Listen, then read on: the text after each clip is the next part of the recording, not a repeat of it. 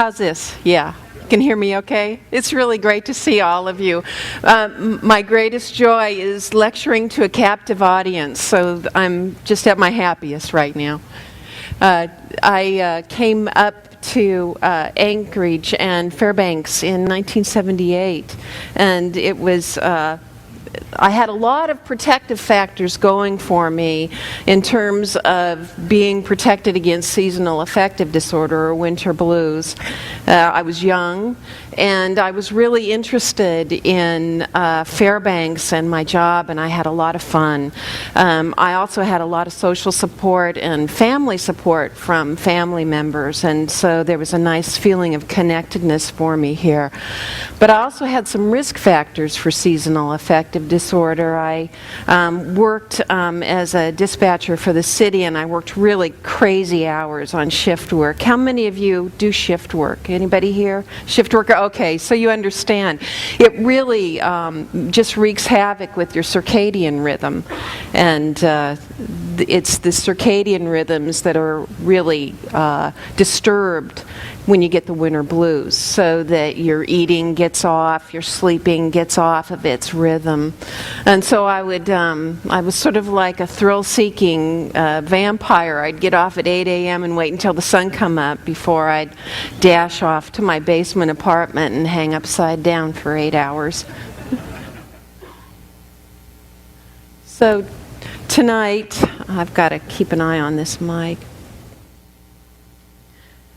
You probably left a warm house and dinner to be here, and I really appreciate it. Probably the person who's suffering from the winter blues is back at home. They might have sent you as an envoy to come back and bring information on how they could feel better. Usually when you've got seasonal affective disorder, you don't have enough energy to get out on your own. So this is what we're going to be talking about tonight is seasonal affective disorder, or SAD. It's also known as the winter blues. I'll tell you a little bit about what it actually is, how it's different from its worrisome counterpart, major depression, and what causes SAD, some of the factors that make you vulnerable to it, and then how we can manage it. How we can work with seasonal affective disorder, both kind of on a traditional way with tried and true mechanisms like vitamin D or phototherapy, but also some ways that you can sort of reestablish your own individual rhythm and sort of get your life back in balance, which will also be a really nice effect for you. So who gets the winter blues? Normal people are vulnerable to the winter blues because it's a biological kind of experience. It has a biological cause to it. In major depression, depressive disorders, there can be a family heritability to depression. There can be an environmental or psychological vulnerability to major depression. But the winter blues is pretty much a biological phenomenon, so anybody is vulnerable to it. It's usually confined to people in the northern latitudes, so the farther north you go, the greater your risk is for developing it. So in Fairbanks, Barrow, here we are. Anchorage, actually, people are pretty vulnerable to it because they don't get as much sunshine as you do, as we all do up here. And then the fall and winter seasons are really the time that you're going to experience it the most. In fact, in April, you kind of have to be a little bit careful because you have so much more sunshine in April that you might still be feeling bad. You might still feel kind of blue, but your energy picks up, and so you're still feeling bad, but you actually have some energy. So it can get a little bit chaotic or a little bit uncomfortable for people in April. Winter blues are different from major depression in the sense that the blues, the seasonal affective disorder, is a little more confined. Its symptoms are a little bit more limited. Major depression is kind of complex. Seasonal affective disorder, you can expect the sad and blue mood that's really typical of depression, feeling down, there is a great attraction to food when you've got the winter blues. There's overeating. There's a real deep craving for carbohydrates and sugars. So cookies, mashed potatoes, potato chips, bread, pastries, those kinds of things are really appealing. And typically people put on some pounds. It's sort of kind of like a hibernating mode. And there's a sleep disturbance. It's kind of odd. You oversleep. You need more sleep in the wintertime than you do in the summertime. So if you're an 8-hour kind of person, you might need 9 or 10 if you're experiencing the winter blues. But it's not the kind of quality sleep that makes you feel rested. You might have real light or interrupted sleep, and then when you wake up in the morning, you're still tired. So sleeping like between 7 and 9 a.m. is a really good time for you to get some quality sleep. But even then, you may have a lot of daytime drowsiness where you're nodding off, your eyes are shutting, there's a decreased interest, your sex drive goes down, your interest in activities, your gusto kind of decreases. More rare, but still evident is some anxiety, poor concentration. You have trouble focusing at work, holding a thought for very long. If you're studying, it's harder to learn stuff and maintain it in your memory. And there's some social discomfort. It's hard to get interested in people. It's hard to listen to them, hard to talk to them. It takes a lot of energy. So you may find that people who have the winter blues, they have a lot of social avoidance. They'll kind of stick to themselves. And it's just because it's hard to relate to people, it takes a lot of work. Major depression, in contrast, is a lot more complicated.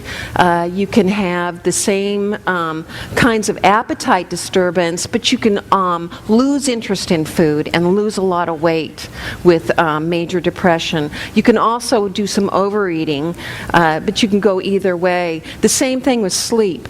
People with major depression often suffer from insomnia, so with the winter blues, you might need a lot of sleep. With major depression, you may not be able to get to sleep. You may wake up at 3, 4, 5 a.m. and not be able to go back to sleep.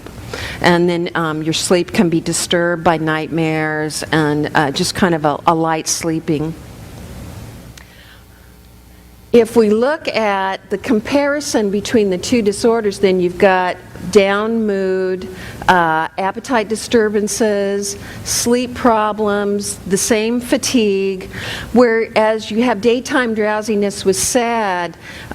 With depression, you'll find people move very slowly. They have what we call psychomotor retardation. They speak slowly, they move slowly, they do things real slowly. On the other end of the spectrum with major depression, you can have that retardation, but you can also have agitation, where people, they can't sit down for long, so they get up and they move around, they're kind of uncomfortable. There's little pleasure and diminished interest in major depression, poor concentration, indecision. It's really hard to make up your mind about something, hard to focus. As the depression deepens in major depression, you won't see this so much with SAD. There's a sense of your confidence and your self-esteem being impaired and lowered some. You start to doubt yourself, not sure you're up for things. You may feel guilty about things that ordinarily don't really merit feeling guilty or ashamed about. As you get even more down, you might start to feel hopeless that you're going to feel better.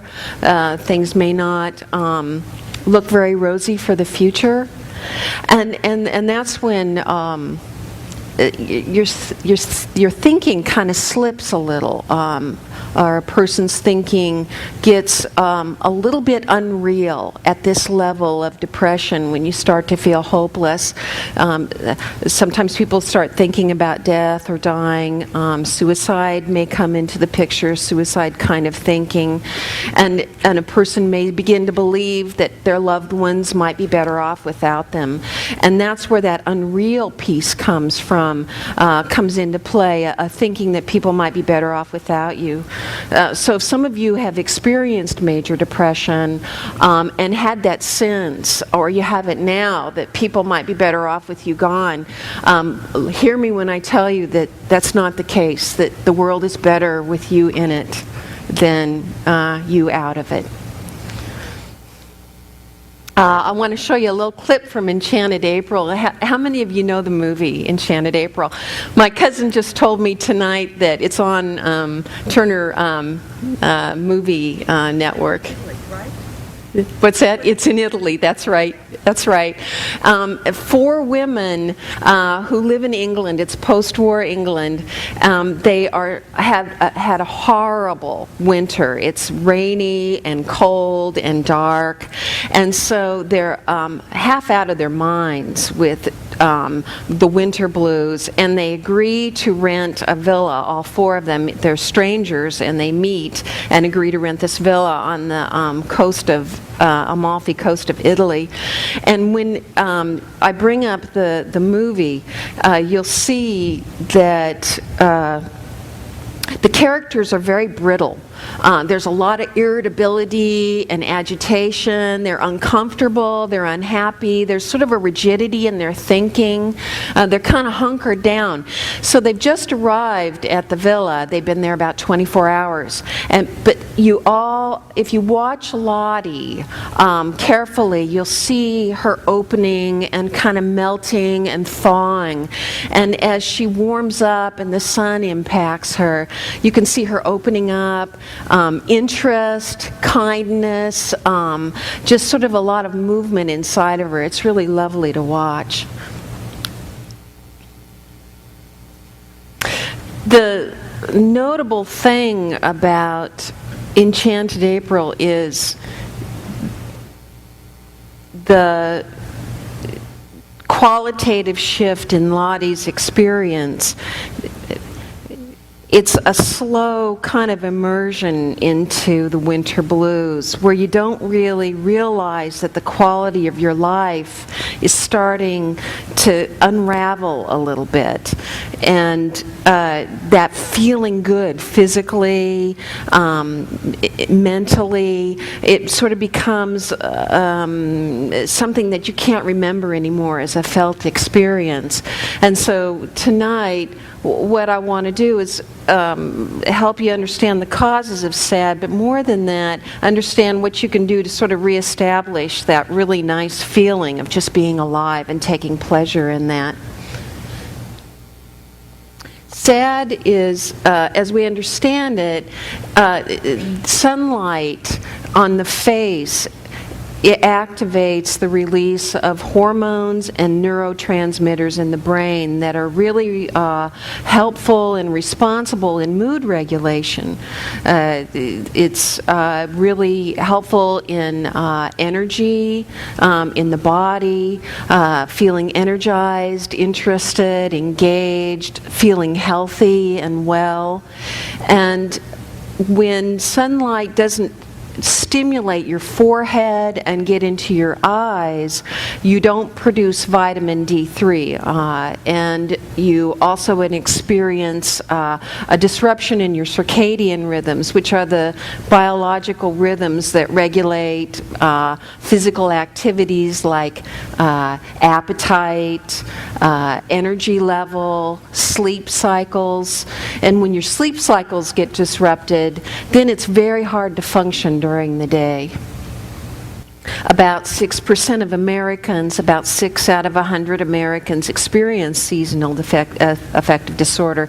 But I don't think that that's 6% across the country. I think a large number of people are usually, there's a concentration of those 6% the farther north you go. So there's going to be more than 6% of people in Fairbanks who are experiencing seasonal affective disorder. Fewer people down in Phoenix. Tends to be people in their 30s. If you're in your 20s or in your teens, you're not going to be as impacted as people in their 30s. As you age, you become vulnerable to depression, and so sometimes what can happen is the winter blues might get a hold of somebody in their 30s, and then as they go into their 40s and 50s, they may become vulnerable to the major depression. So it's not unheard of for young people, but more in your 30s. Research shows women tend to be more vulnerable than men. Sometimes more than half of women, the numbers can go up to almost 80 or 90% of seasonal affective disorder sufferers being women. Tends to be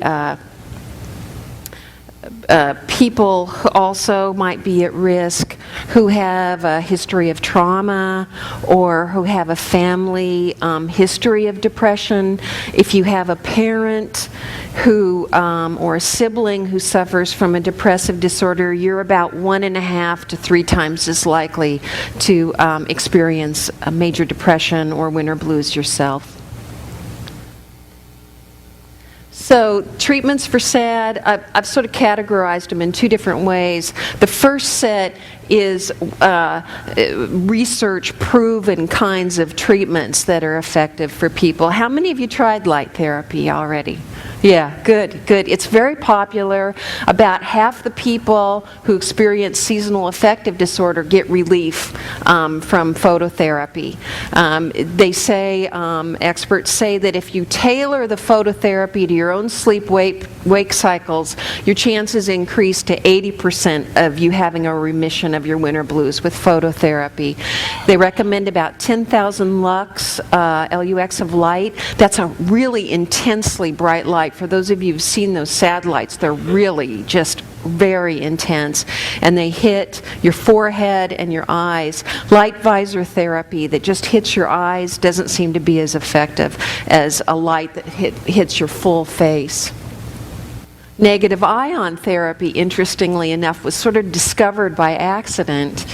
It has, they were using negative ion therapy for control groups in their studies on phototherapy, and they discovered by accident that it actually works.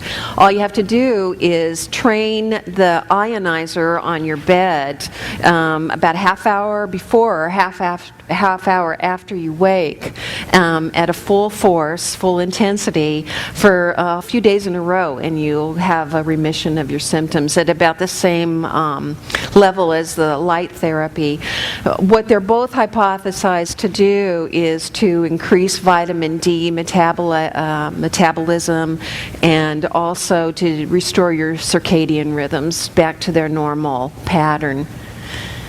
Vitamin D is supposed to be directly linked to the neurotransmitter serotonin. If anybody has an interest in neurotransmitters, those are sort of like the happy chemicals in the brain.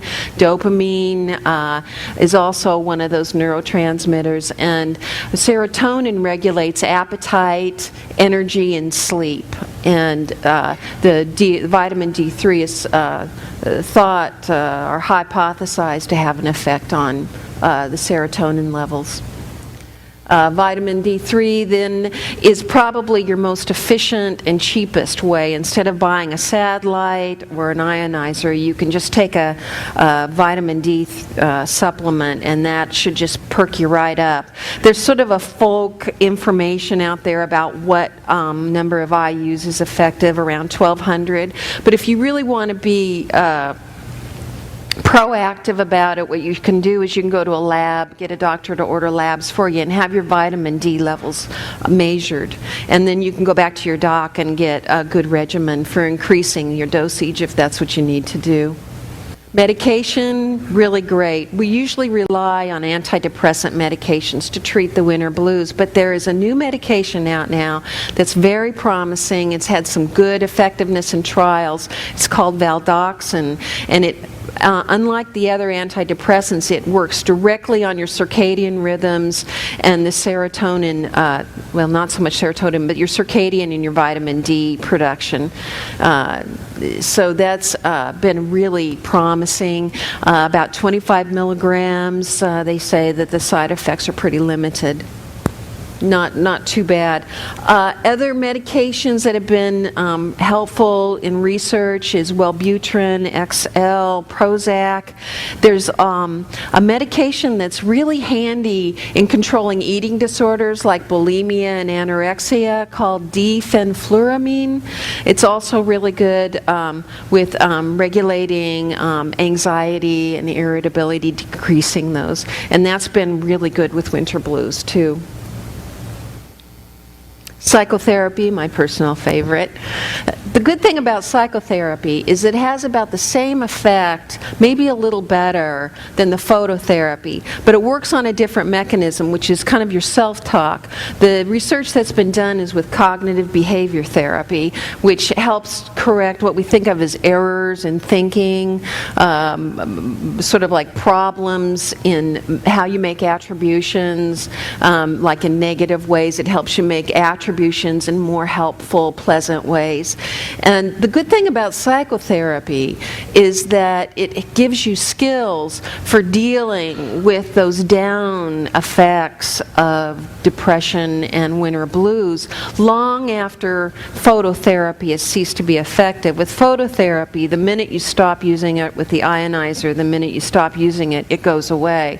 But you can learn skills with cognitive behavior therapy and psychotherapy for managing the self-talk that can stay with you for years after you've gone through the treatment. The most effective thing that you can do when treating your winter blues is to take a multi-pronged approach. So you can do some cognitive behavior therapy and some light therapy, and the two together have a greater impact than the two separately. So you get a really nice effect from that.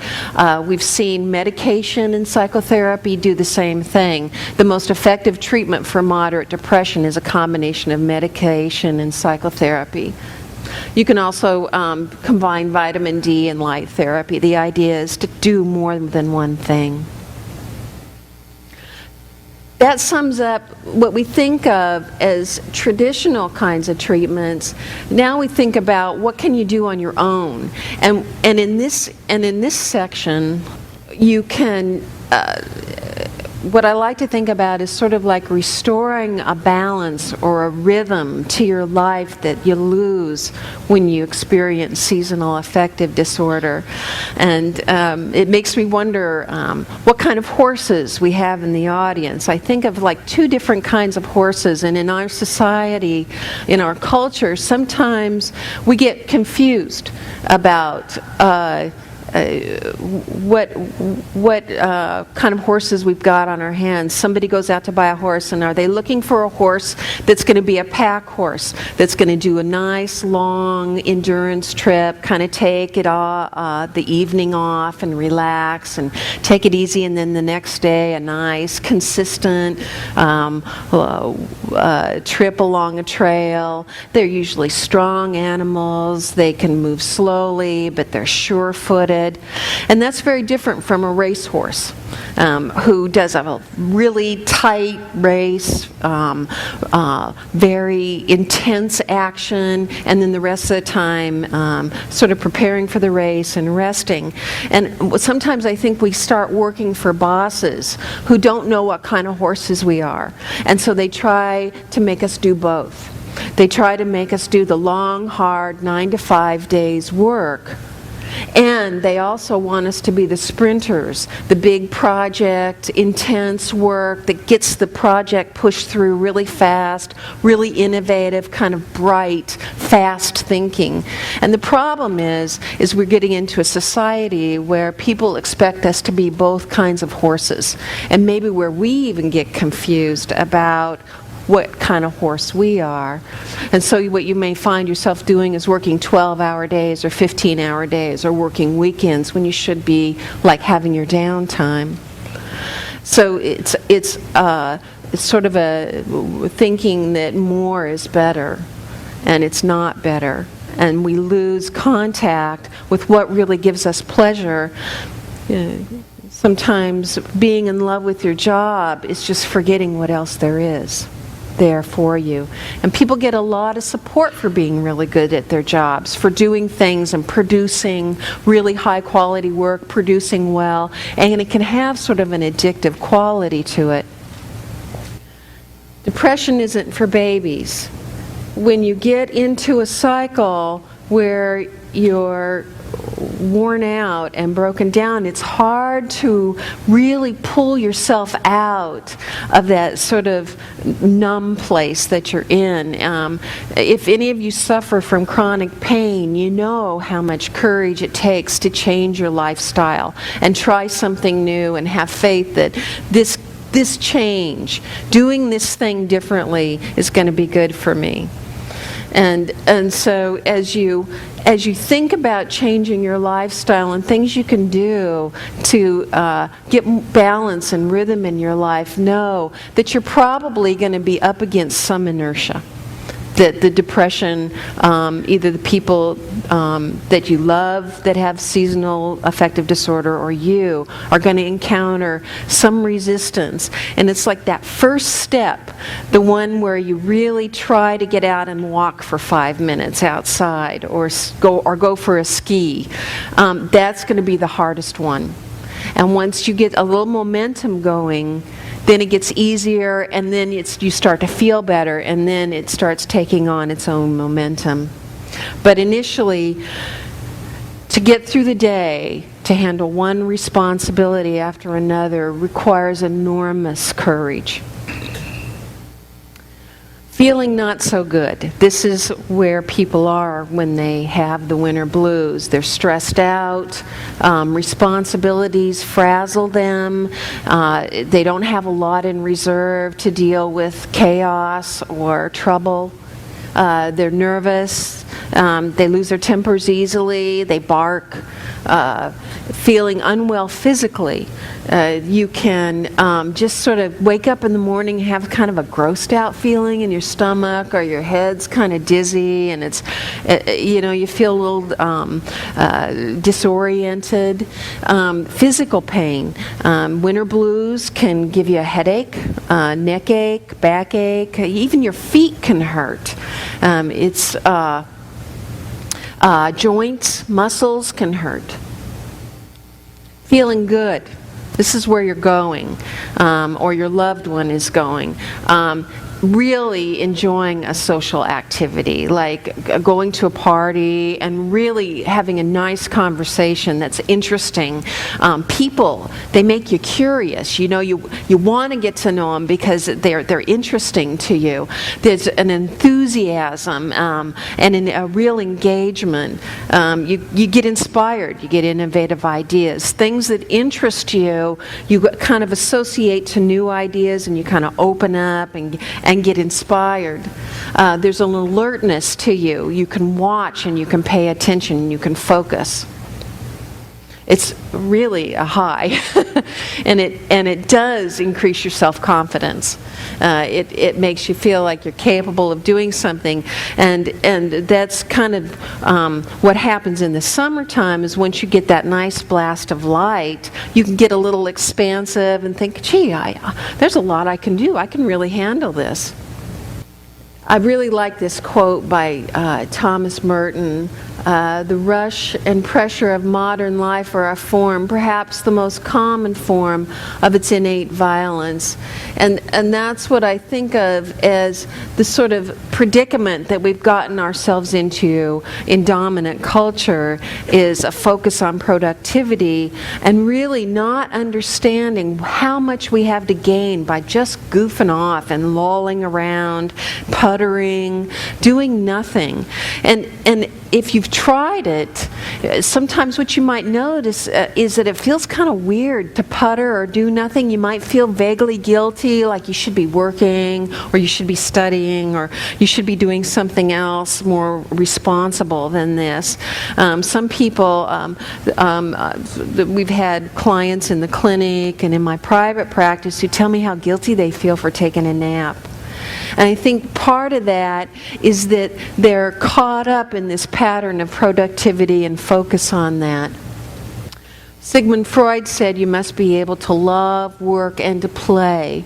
That dreams, fantasies, they produce some of your richest material in terms of your quality of life and in terms of your innovative ideas and thinking.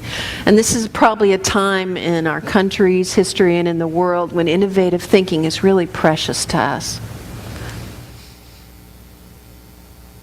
Recreation and exercise, there's a significant body of research showing exercise to be really an important antidepressant. That when you exercise, natural endorphins are released in your brain that have a very pleasurable kind of feeling to them.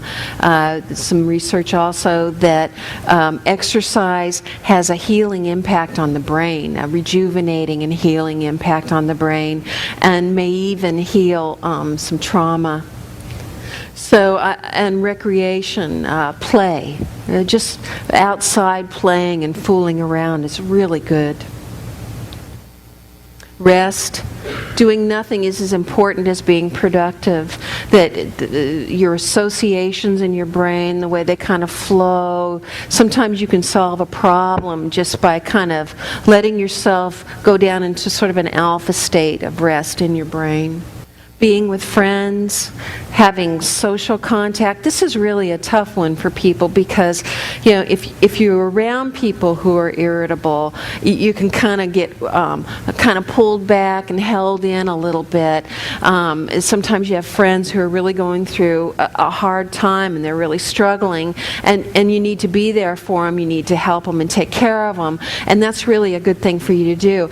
But the friends that I'm talking about here for helping your winter blues are friends that make you happy, that feel good, that don't stress you out, where you kind of liven up and laugh when you're with them. Those are the friends that are going to be really helpful and really good for you right now. Talking to someone. Talking helps us to become aware of what we're thinking and feeling. There's something in the process of speaking and using language that helps to bring thoughts and feelings up into our consciousness. If we can put words to how we're feeling and how we're thinking, then we don't act out. We don't get impulsive, and we don't do things that we might regret later. So being able to talk to someone helps you understand where you're at and what's going on for you in ways you may not have been taught or previously understood how to do. Talking to people also gives them permission to talk to you. When you talk to friends and family in a real genuine way that's comfortable for you, you allow them to open up to you too. You sort of set a norm for that. So everybody's going to be different. But being aware of how you're feeling and how you're thinking helps you to know what makes you feel good, what makes you happy. And that's really what it's all about. Because if you're feeling good, if you're happy, everything changes. It becomes easier to solve problems. It becomes easier to get along with people. We're very attachment-oriented kinds of beings. Social isolation is a response to not feeling well. When we're at our best and when we're feeling good, we really want to be with people, and we really need to be with people. There's a lot that happens in conversations and in connecting with people that's really good for us. If you do find that the carbohydrate craving is really amazingly strong for you, think protein instead. If you're wanting cake, try nuts. If you're vegetarian, you might try a high-protein grain like a high-protein wheat or quinoa. A protein gives you more of a sustaining kind of long-term energy, and it's probably what your body is really needing rather than carbohydrates, which give you a burst of energy but also can let you down quickly. A potato's not going to do that as much as a jelly donut, but you'll still have that rise and fall with a carbohydrate or a sugar. A protein will give you a lot more oomph. One of I remember in '78 when I came to Fairbanks. It was it's lovely now, and it was lovely then. But I had come from California, and I was really struck by Fairbanks's mysterious intensity of the seasons. Beautiful light, beautiful darkness, beautiful sunsets. It had a mystical, mysterious quality to me. It was nothing like watching the snowfall here. And it inspired me and nourished me for years. And it still has that for me. And this is such a special place. And it's got lots of art organizations, Fairbanks Drama Association, FLOT, there's the Arts Association. There's so much to do. There's skiing and recreation. And so if you check into the Newsminer's, is it Latitude 65? Is that what it is? It gives you a listing of activities. You might find a book club or sewing, some hobbies and interests. Do something that'll kind of get you out and moving a little bit. Those are ways that you can help get yourself alive and moving again. I didn't want to forget Scrooge tonight. There is have any of you seen the film Scrooged with Bill Murray in it? Yeah, it's really a great movie, and it's Bill Murray's modern day version of Scrooge. And in this clip I want to show you, Bill Murray is the Scrooge, and he's gone and he's had visits from the ghost of Christmas past, present, and future, and seen his death. And after a miserable life of being a mean, selfish, self-centered man, manipulative, he's completely transformed, just like the Scrooge is in A Christmas Tale. And in this cut from the movie, he goes back to the television station that he's the vice president or president of, and he's gotten himself a camera, and he's telling the viewers to change. It's a wonderful piece, and it's interesting. It takes place on Christmas Eve, and he's got everybody working on Christmas Eve, and so that's really reflective of who he was, and now we get to see who he's become. So here is I think of 10 pathways from depression, a summation, a summary of things that you can do that may be part of that multi-pronged approach to a system of taking care of yourself, of getting balance in your life, and rediscovering play and connection with others.